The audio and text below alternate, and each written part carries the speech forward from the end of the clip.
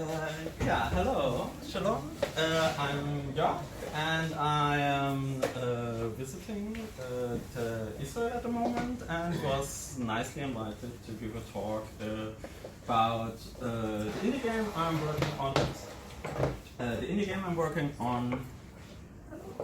The indie game I'm working on, and yeah, like why and how I became an indie game developer, and like the process behind all this. So I just quickly set a timer. You're good with the lights, or? I am perfect with that. So.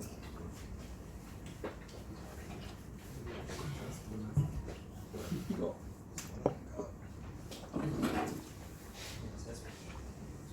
And let's start. Okay, so before I talk about me and my game, I would like to give you a quick teaser from the trailer we made for that, so you have like maybe an idea what is going on. What if we finally reach life in other galaxies? What if we forged alliances, nurtured new life forms, and created unprecedented technology? But what if, in the end, we failed to learn from our mistakes? Cast off into an unexplored galaxy, formed by choice and by chance.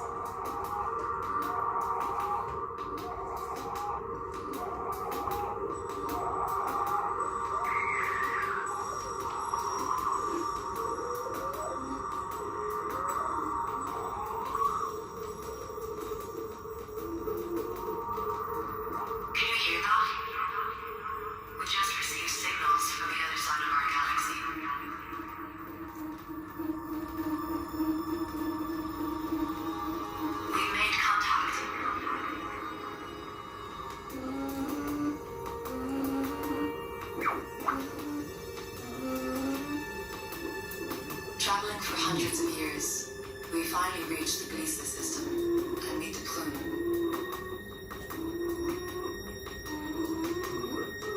We have great plans for our two civilizations.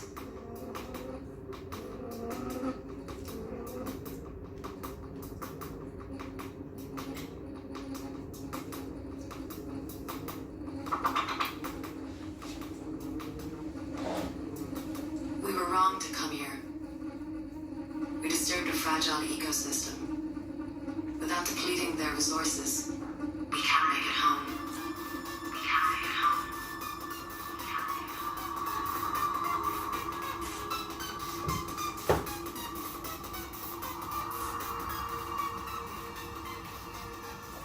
Okay. So that is the Fermi Paradox.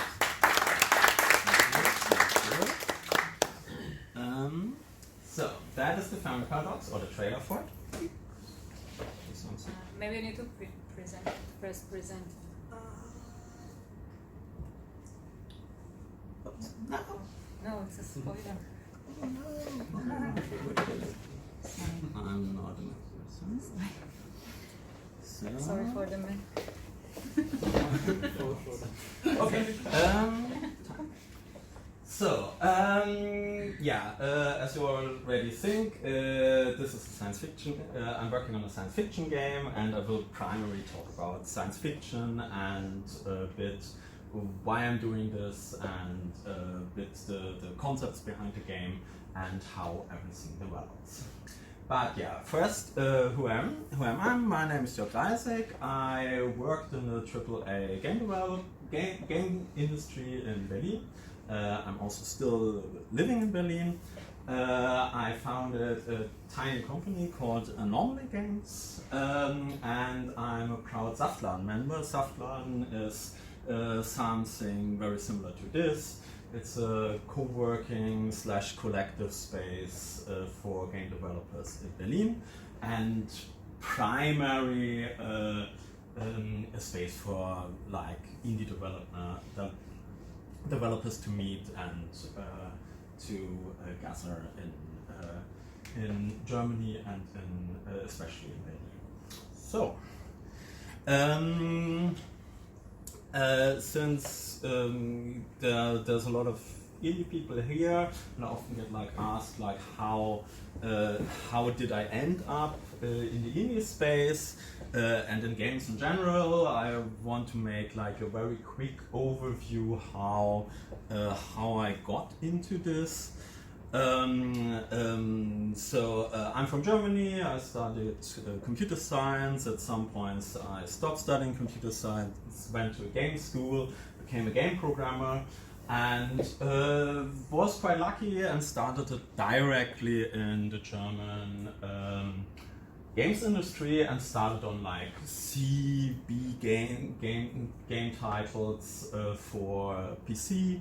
That was like kind of 10 years ago, where I started with like Western stealth games. Desperados 2 was like really my first game where I got a job, moved to southern Germany, moved back to Berlin, started to work on role-playing games, became like a more system kinds of programmer here for Drakensang, which is kind of nerdy, very German role-playing game. It's I don't know if anybody knows Das Schwarze Auge, the Dark Eye. It's a very, very like German-like world and setting with like lots of medieval shit.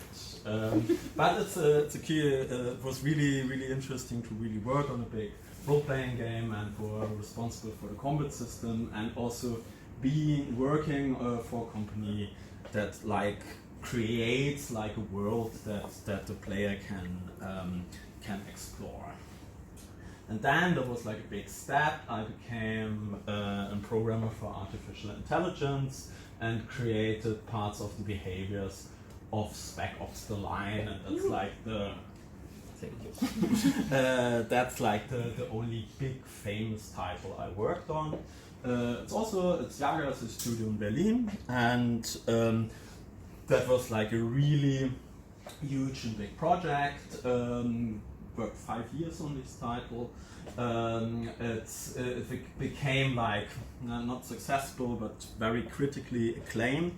And also it was like really fascinating to start working on a project that really tries to say something about war, something about militarization of games and about military shooters in general. So like having like a game that is kind of a meta game about shooter games as a shooter, which was like quite a journey, but also it was a really tough journey. And going from that to a Dreadnought, which was like kind of the opposite, was a multiplayer game. You have huge spaceships, you shoot each other, and Jager never managed to go back from go back to that like very deep storytelling that they did in Spec Ops: The Line. And we tried to fit this in somehow into Dreadnought. I worked there as a campaign designer and tried to like really go deep into science fiction to like give this world, this Dreadnought world, some meaning. In the end, it was a pure online battle game, so that was kind of frustrating. But this fascination for science fiction and the urge to make like a real deep science fiction game stayed. So I thought I'd make my own. I became a freelancer. I started teaching. I'm a programming freelancer. I do workshops, do consultations.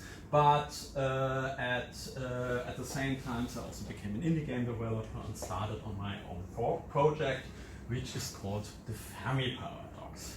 And that's how it looked like over 3 years ago when I hacked it together in Unity. So, why the weird name? So, to go back, to go a bit deeper, what is the Fermi Paradox?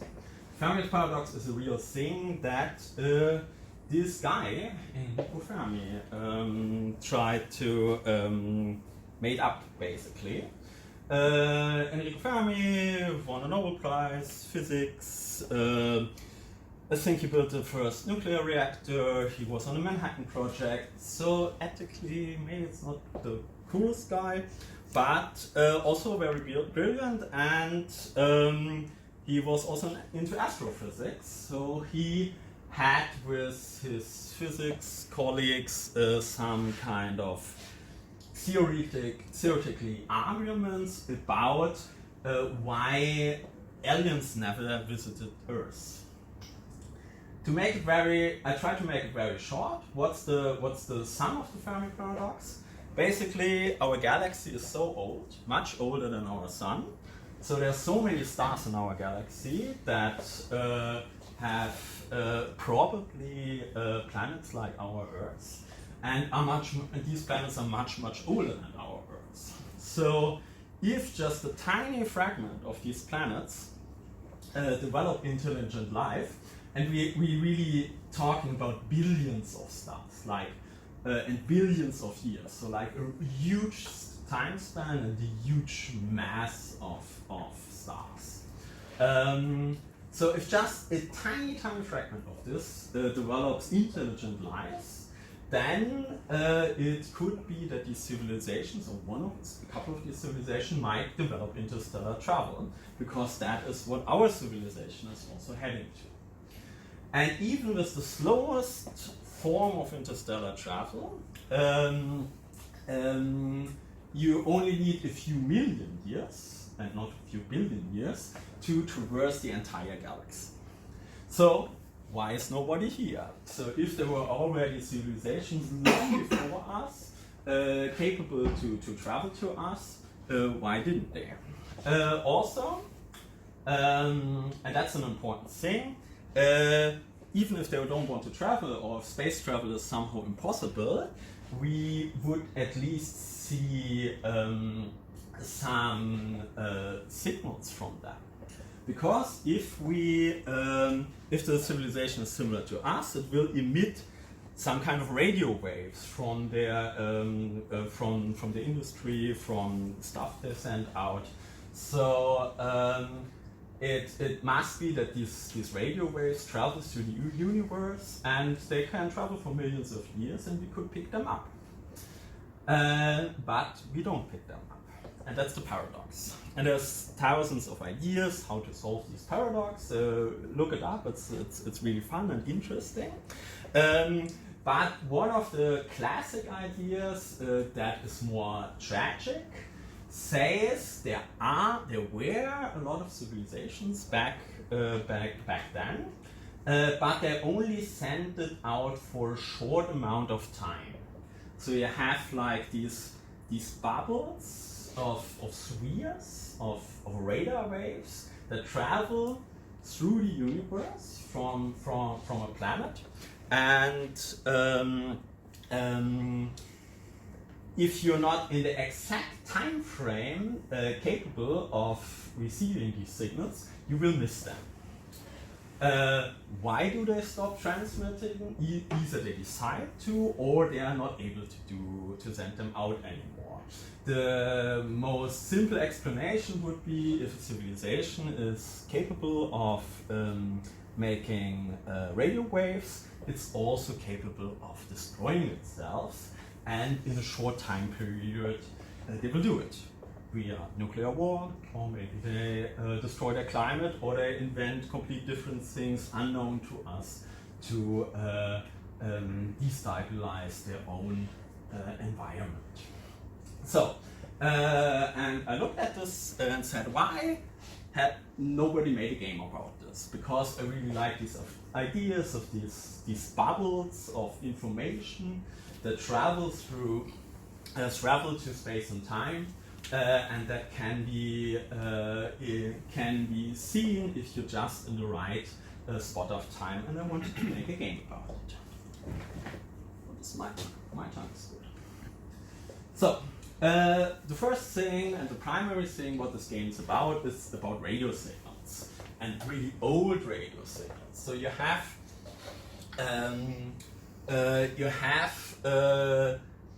take our civilizations for instance. So our civilizations is sending out radio waves all the time. And if the trajectory of our current situation on Earth goes like it is at the moment, maybe we will stop sending very soon.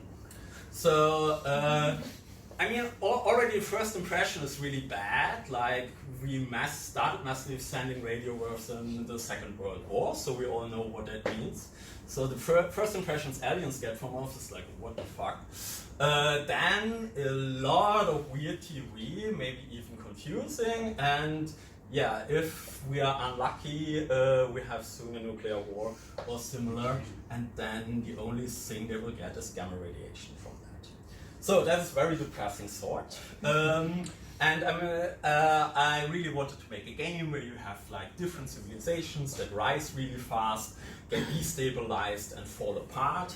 And if you're lucky, you can send out a signal before they like vanish or go down. And I really like that idea, and I wanted to explore this. To explore this, I also, and that's the second thing I really wanted to do in the game, I also have to like grow an entire universe. So I have to have little civilizations spread out to the galaxy that slowly build out the history. Because you can't start like, you have to have like Stone Age civilizations that are not able to receive the signal. You have maybe super high advanced civilizations who don't send out signals anymore. Or you have like really paranoid civilizations who think evil aliens are everywhere, and they try to shield each other from sending out anything. But you have to come at these points. So I really wanted to see this whole development from the Stone Age to spacefaring and beyond. I'm heavily inspired by classic science fiction sagas. The Danish cycle from the Gwyn is like kind of my favorite, very famous, the Foundation series of Asimov, or the Hyperion Canton from Simmons. And I really love these like massive worlds that get slowly built up in these stories. And I wanted to make a game where the player can like replay this construction of these complex universes. Time. So, one third pillar in my third pillar I wanted to like explore in science fiction is slow space travel, because this is something I see not really often in games. I really like stories where space travel is a bit more realistic, and you don't like Star Trek wise jump just through the galaxy super fast, but you really take years, maybe centuries to reach another star. And while you travel, the society, the people on the spaceship leave, changes completely. The people on the spaceship maybe change. A very classical example is Forevermore from Haldeman, but also the Revelation Space series from Reynolds has also a lot of interesting ideas about that. And it makes sense that we don't see that in science fiction, in computer games, because computer games are often character driven, and you want to see like this character developing, and not like just a whole generation of people on a spaceship developing. Also, you want to like maybe return to, when you go from A to B, you maybe want to return to A, and it would be weird if you have to like see how the society changes then hundreds of years later there. But since I'm making a game where the time span is really, really big, I can actually explore these things, and I really like this. 10 minutes. So that was like the science fiction pillars I really liked and wanted to put into a game. Also this crucial part of the Fermi Paradox, so civilizations might destroy themselves before you can actually reach them. I really thought about, okay, how do I put this into a game? It was kind of clear that this will be kind of strategy or simulation game, but I couldn't like do the very traditional tropes for that. So, talking about tropes, one of my favorite game designers that I never can pronounce, Kostikian,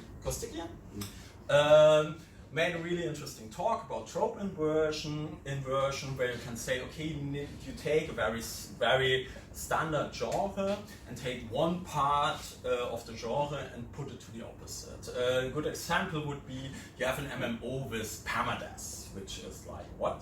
But there are stuff like this out there. They kind of work. It's weird. So I said, okay, I will take a strategy game where military power is a negative thing. So normally in a strategy game, you build up military units. You want, even if you like play peacefully, getting a military unit is always kind of a cool, good thing. Think about the civilizations. Think about Stellaris. And I wanted to make a game where the player says, oh my god, my civilization is building atomic bombs. Please don't do that. That is not a good idea, probably. And really start like from the beginning in the industrialization, also to higher science fiction stuff where still having militarization can be quite problematic. Taking a classic strategy genre and putting it kind of on its head, that was like the first idea I had and tried out. So how do I do this? It was clear I can't do basically on myself a full 4X civilization kind of game that would like be a task for a really bigger team. So I tried to think a bit small. One of my favorite game designers, Sid Meier, who made all the civilization games, I really like this quote from him, which I always tell my students, especially programmers, the games where the designer has all the fun, or where the programmer has all the fun, the games where the computers are having all the fun, and games where the players having all the fun. What does this mean? Especially if you make simulation games or complex systems, or especially if you make AI, if you make artificial intelligence. It's really important that just because it's really fun to build these things doesn't mean this game is any fun.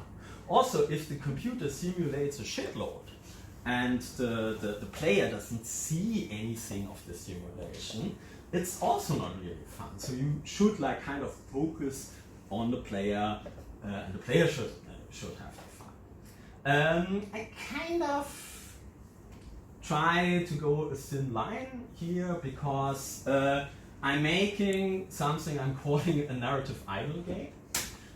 So a lot of things in my games like play on their own. The civilization just developed from the Stone Age to industrialization, do a lot of things, but you can intervene at certain milestones in the civilization.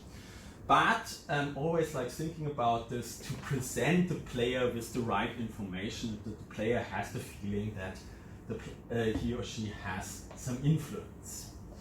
So, 30 minutes. In the end, the genre I'm exploring is kind of the opposite of a 4X game.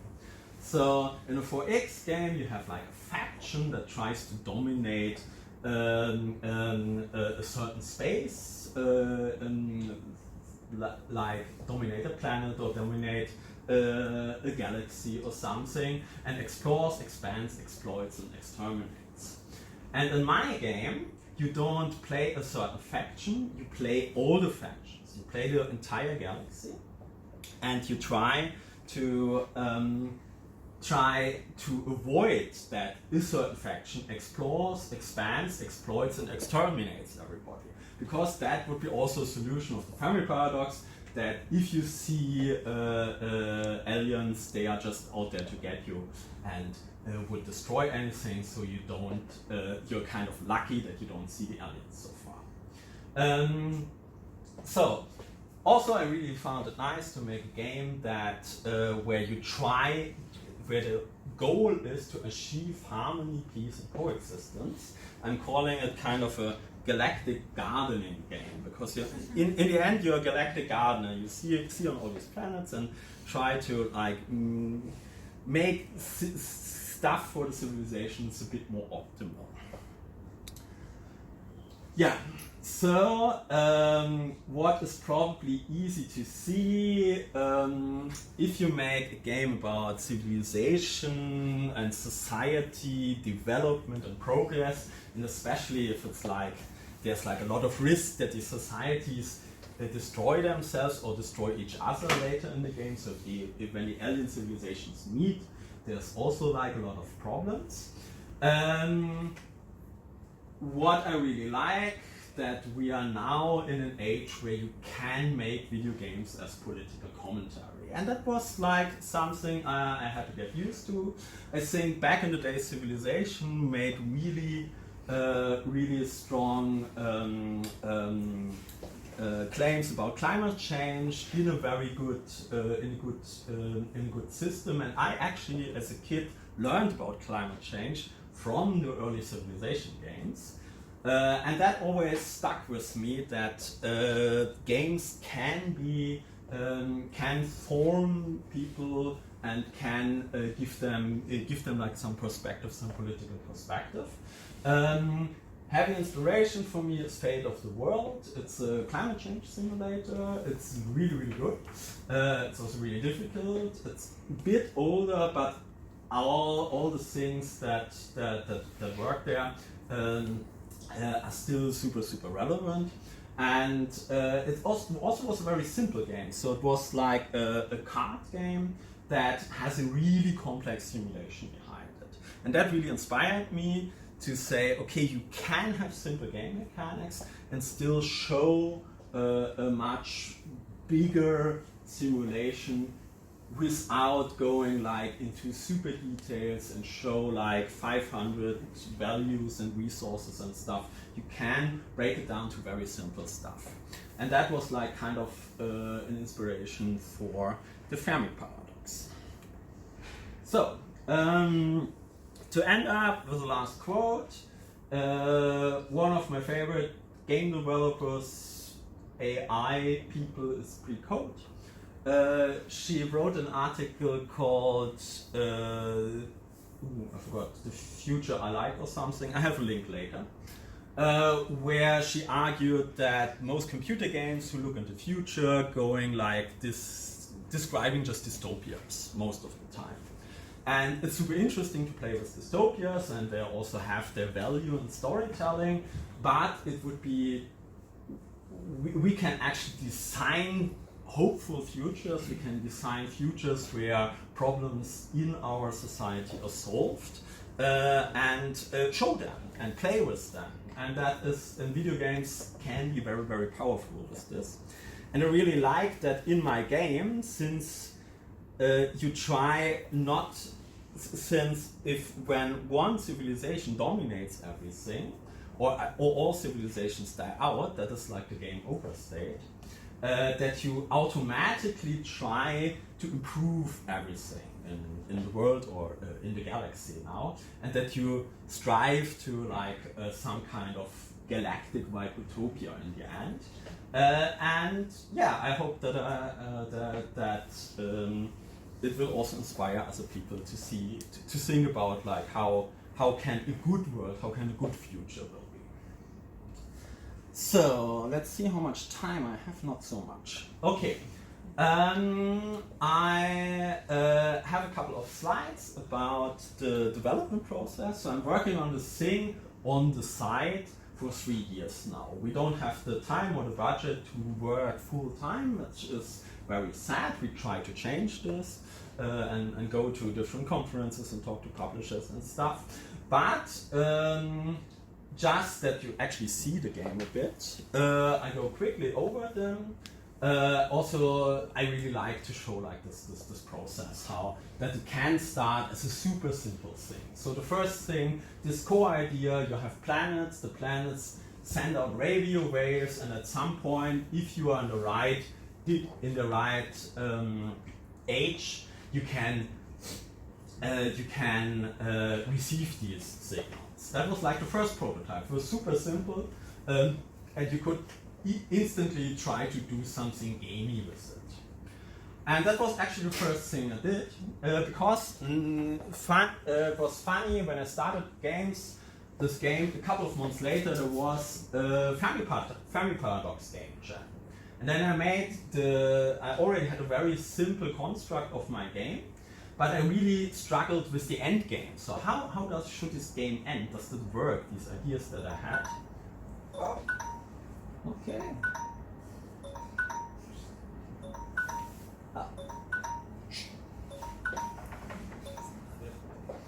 Okay, I'm trying to finish this very fast. In the end, I made a version of my game which was super fast, which it was 5 minutes to start from an empty galaxy, then some Stone Age civilizations appear there, and they just in fast forward, send out spaceships, send out signals, attack each other, everybody destroying themselves. It's really weird and fast paced, but I could have a good idea on how the end game could work. And that is sometimes, if you make simulation games or similar, I can recommend just sometimes try a version that is speed up, or maybe slow down, where you can look at different details at some point. In the end, I made a big prototype all on my own, because the first game I wanted to make as a single game developer should be a game that I can do myself in the end. So we had a lot of programmer art, we had procedural generated planets, all the text was by myself, but I could do the core gameplay and it would look okay for a very niche indie game. So I could show it to a lot of people, got a lot of feedback, got a lot of people interested who wanted to work with me, real artists who could make cool stuff. And then we also started to apply for fundings in Germany, so we have some game fundings there. So we made an art mock-up version how the art could look like in the game, and we got this really good feedback on that, and a lot of people became very interested. So we said, okay, that is a real thing. Let's really build a pitch version for professional publishers, for big fundings in Germany or in Europe, to really start the production. So that's the point where we are. So we have now a version where we can show all our USPs, we can show a unique atmosphere and have a clean presentation. Also, we are kind of online and currently on the way to find people who want to finance our game. So that's the people who work with me. I can't go into detail. They're all really cool folks from mainly Berlin or Ireland, and I'm really happy I found them. You can check on our website. There you find details about especially the artists who put a lot of work, or the music people who put a lot of work into it, and Sorry, I took a bit longer. It's okay. Okay. Any questions?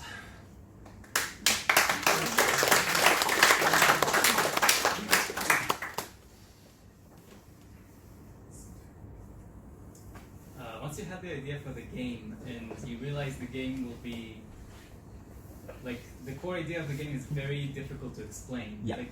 you spend a lot of time just explaining to us what the Fermi Paradox was. Yeah. So did you have the fear that the player wouldn't understand what he's playing? Yeah, of course. So the good thing is I'm a game designer and a programmer, so I can just. It would be hard to make. I can just make a big prototype and test the prototype quite fast, and then really try it out with people who. But it's still not so super easy to explain, and that's like the bad thing of the game. But it's also unique. Often I say, okay, it's a game where you have like different civilizations, and your job as a player that they make contact with each other. And then I say why it's hard that they make contact. So I start the other way around. I start what you actually do in the game, and not like explain the big Fermi Paradox. And so that explains in itself. Than when the people are playing. So, I want to see a signal, but then I have a climate crisis now, and maybe I should save the planet first before sending out signals. Stuff like this. Where do you stand currently in production? We have a very fancy demo, more a vertical slice kind of thing. We're still far from like releasing anything. We need at least 12 months of like full work to finish it to a like really good quality level. But the stuff I'm trying to do now is like having a really good demo that we also can put online, maybe for Patreon or Kickstarter, or there's like different funding opportunities, and maybe hopefully a publisher for a weird niche game like this. That we try to see. That's why I also go to a lot of conferences, a lot of talks. So in a week I'm in Jordan at the Pocket Game. Is anybody going? From you? It's a bit tricky to go to Jordan. Yeah. Yeah, I'm sorry. I just thought, okay, I'm down here, then I should take that. Yeah, I will talk about climate change and video games primarily. Because it naturally is a good fit. More questions? I was going to ask about the same, like when are you planning to release the game? Okay, and the whole team is discussing. Maybe it goes quite early. Then it's more like, okay, we put a demo out and try to get build a community and something Patreon like around that, or it would be like a lot of business development, trying to get like more funding, more publishers. That's like sometimes for indies this is the only way. Like you have to put out something, you have to show the thing, and then try to get connections and try to get actually money to actually finish the game. It can be super frustrating because the version I'm showing now, I mean, a year ago the version looked kind of simpler. I mean, we made a lot of progress, but it's kind of frustrating. You think, okay, a year's gone and you want your game out, but you need money and time to finish the game. And also money and time not just for me, but for 6 different people. And that is a lot of work. And that is something you can't do on the side. Or at least we can't do it on the side.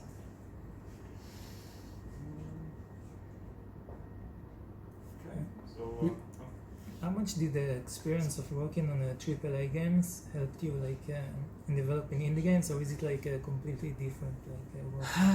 I mean, you adapt a lot of professional strategies, like working with product management, working with real QA, working with like really veteran people. Like good designers help me, of course, a lot to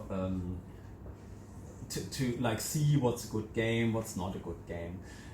Often AAA's games are like more narrative, this is content driven, so many experiences from it I couldn't use at all because I make a very